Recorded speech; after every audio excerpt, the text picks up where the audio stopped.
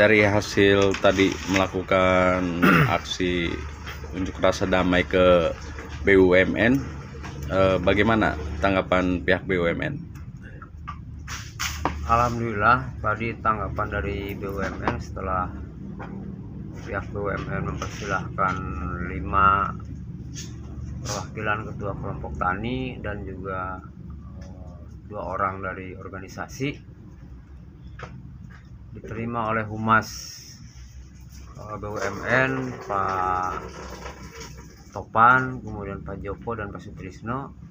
Beliau mengucapkan terima kasih kepada petani karena mendapatkan laporan dari petani yang bisa bermanfaat untuk bahan evaluasi di BUMN. Dan evaluasi laporan tadi akan dievaluasi dan untuk dilaporkan kepada pimpinannya Pak Menteri BUMN. Dan yang paling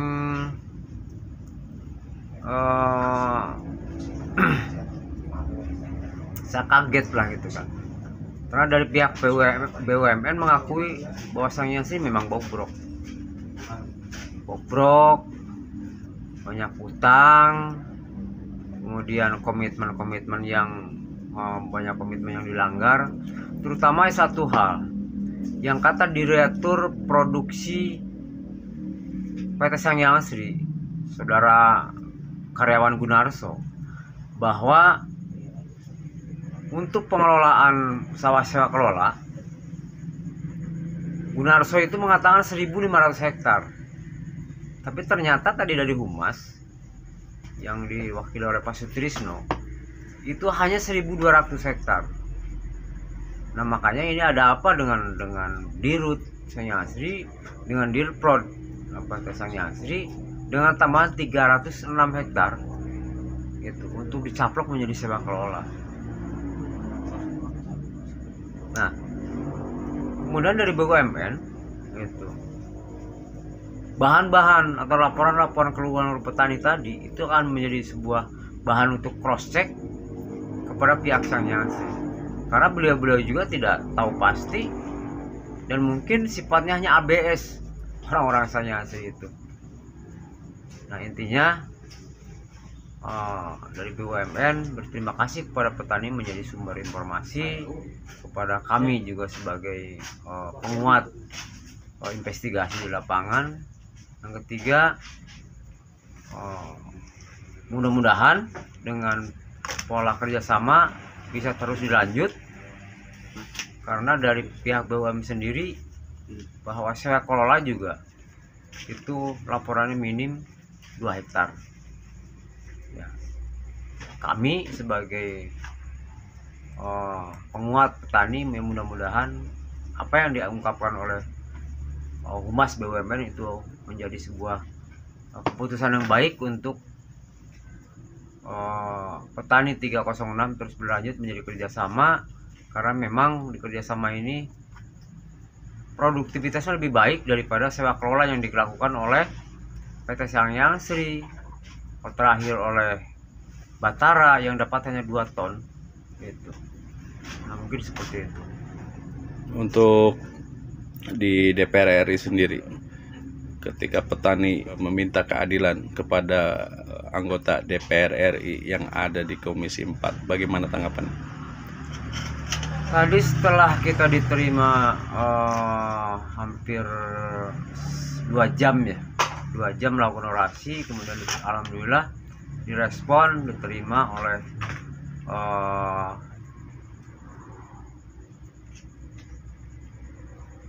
bagian dari Komisi 4, yaitu Bapak Sutrisno. Beliau adalah sebagai fraksi PDIP. Alhamdulillah beliau merespon, dan ternyata lagi-lagi beliau itu tahu sampai keburukannya Sangyang Asri, tahu sampai ada namanya jual karung. Kita juga kaget, tapi terima kasih kami tadi sebagai pelengkap informasi keluhan-keluhan petani menjadi sebuah laporan bahan yang terbaru. Cuman yang disayangkan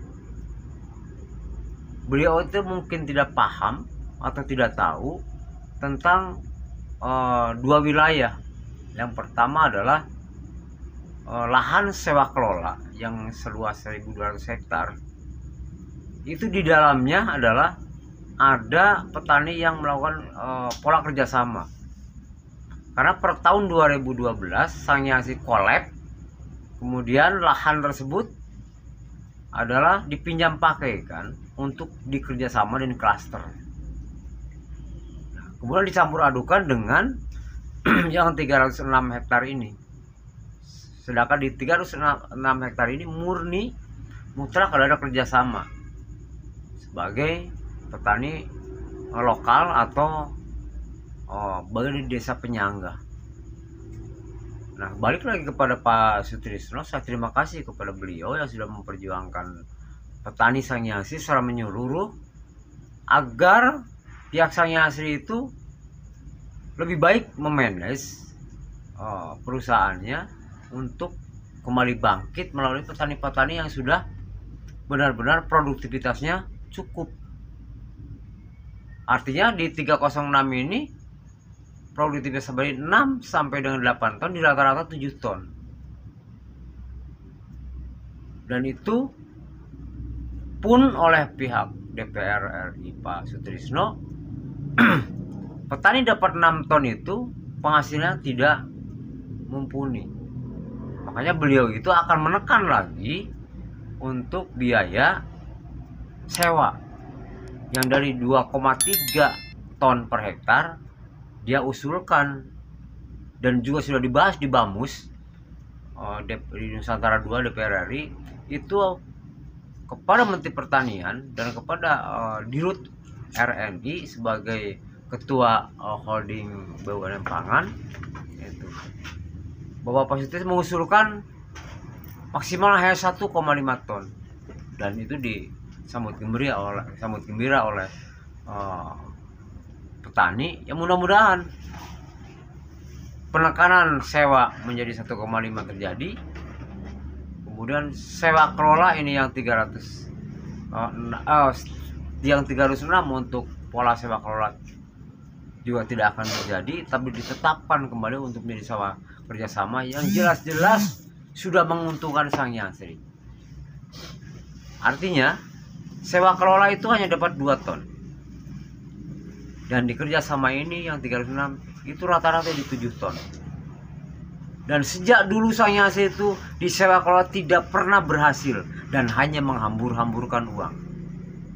Kita ke depan cek, ketika Sangyasi mulai tanam, kita nanti grassroots cek setiap perkembangan pertanian di Sangyasi.